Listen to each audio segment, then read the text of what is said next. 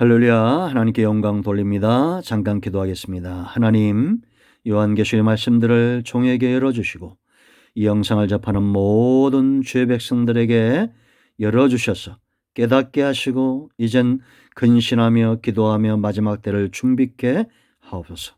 예수님의 이름으로 사모하며 기도합니다. 아멘.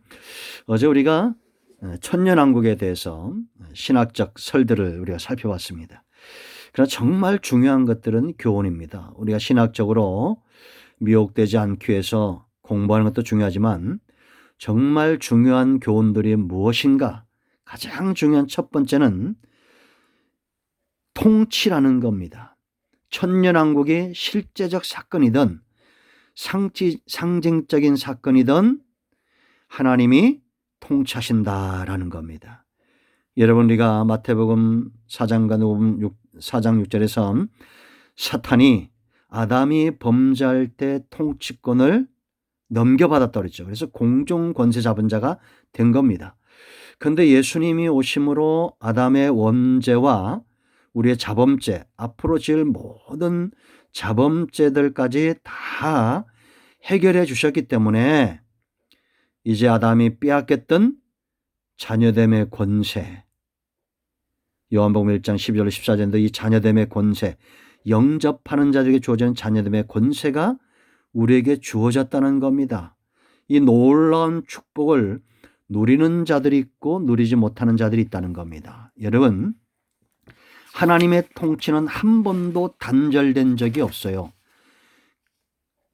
하나님이 아담과 하와를 창조하시고 통치의 대행자로 에덴 동산에 세우셨죠.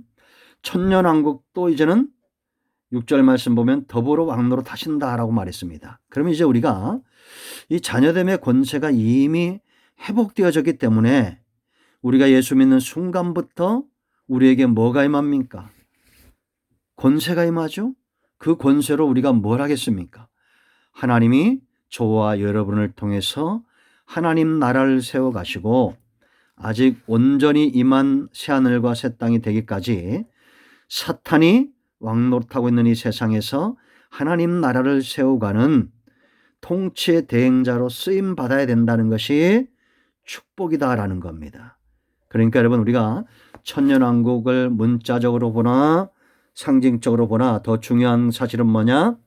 우리가 빼앗긴 권세를 예수님 때문에 예수님의 단번 속죄로 우리가 해결되었다면 이제는 하나님이 기뻐하시는 통치의 대행자가 되어야 될 것 아닙니까?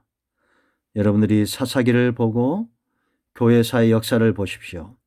하나님 앞에 온전하게 서서 하나님의 말씀과 하나님의 뜻에 붙들림 받았던 구약의 사사 선지자 왕들의 시대에는 하나님이 주시는 은혜로 그 나라가 부강하죠.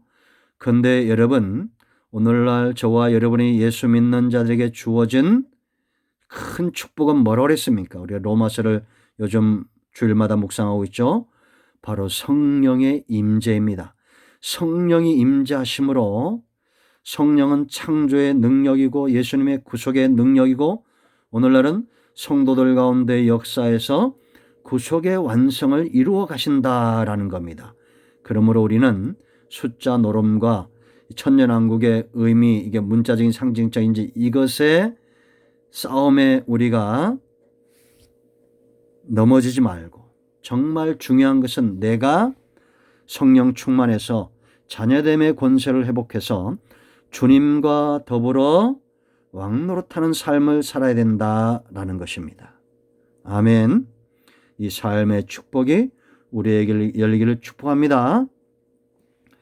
두 번째 중요한 사실은 통치가 중요하다면 또 뭐가 중요했어요? 예수님이 주권, 이 땅의 왕으로 오셨고 그 자식을 완성하시고 지금 어디에 보좌에 앉으심으로 사단은 땅으로 쫓김을 받았다라는 겁니다.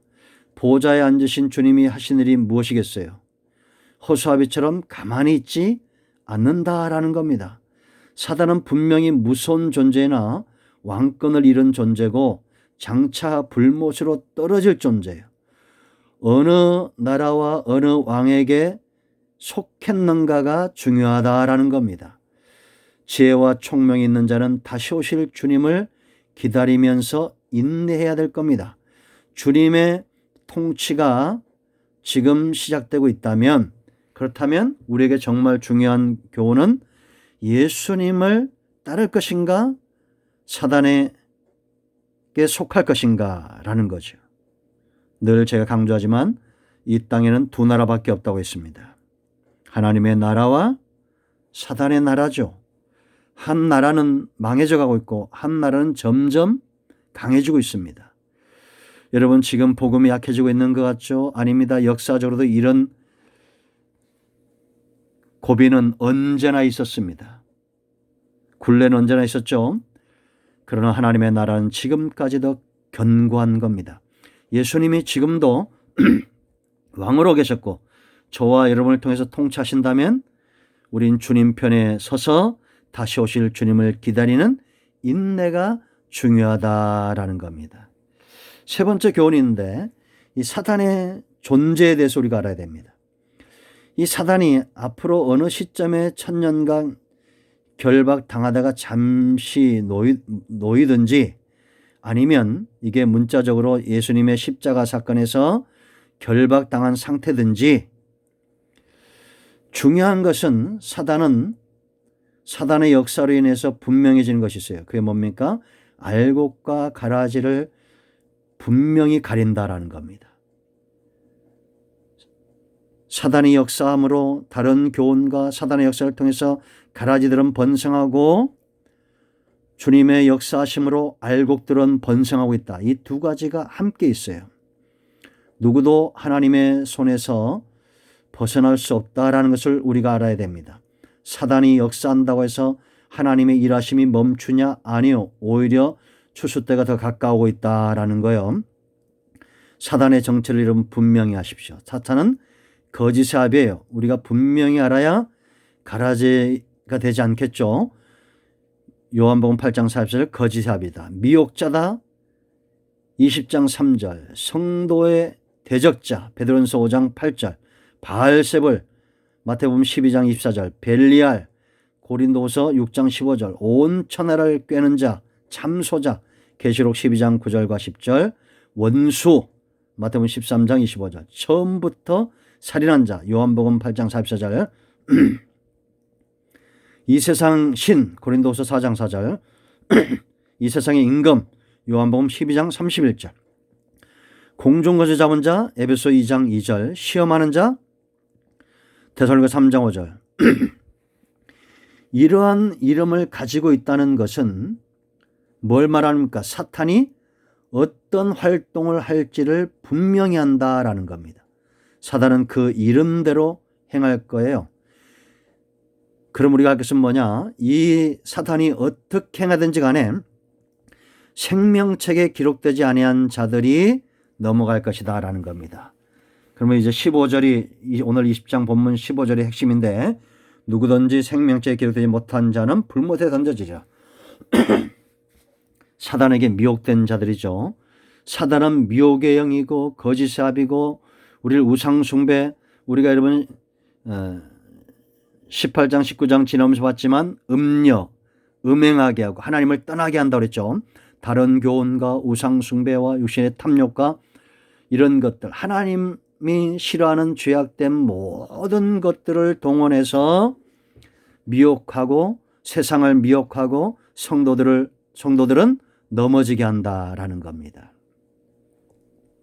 아멘. 그럼 우리가 이것을 잘 분별해야 돼요. 그래서 20장이 주는 큰 교훈 세 가지를 살펴봤는데요. 네 번째는 내일 살펴보겠습니다. 여러분 모두를 축복합니다. 요한계시록의 말씀들이 열려 기도하시고 코로나19 종식을 위해서 우리가 어느 때보다 기도할 때입니다. 아멘.